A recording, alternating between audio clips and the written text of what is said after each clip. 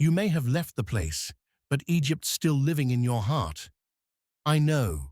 You read those ancient stories about slavery and think, that's not me. But what if it is?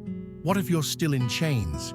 You just can't see them. Stay with me, because this isn't about Pharaoh, it's about you.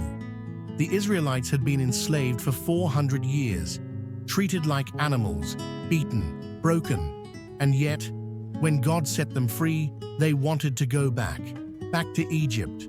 Why? Because bondage is predictable, and freedom is terrifying. And before you judge them, look at yourself.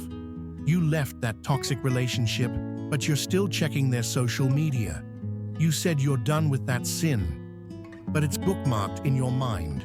You claimed peace, but you keep rehearsing old wounds at 2 a.m. We don't always cling to chains because we love them. Sometimes we cling because they're familiar, and familiar feels safer than unknown freedom. In Exodus 14 verse 12, the people cried out to Moses, "It would have been better for us to serve the Egyptians than to die in the wilderness." Imagine that.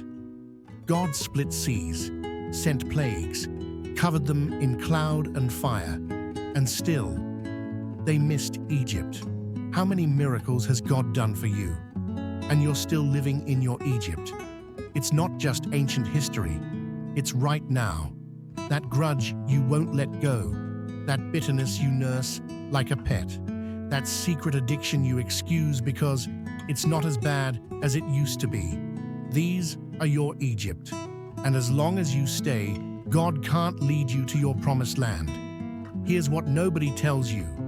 Freedom isn't about walking out. It's about leaving Egypt behind in your heart. You can leave the relationship and still crave the abuse. You can leave the sin and still mourn its comfort. You can walk away physically, but still be chained emotionally. And until you break that, you're still a slave.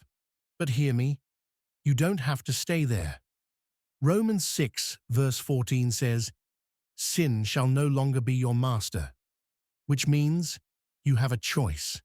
God didn't open the Red Sea to leave you wandering halfway. He's calling you to leave Egypt behind for good. The question is, will you follow or crawl back to chains?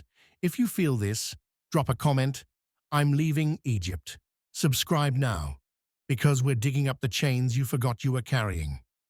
And one last thing, familiar pain isn't safety. It's a grave with flowers on it. Walk out and don't look back.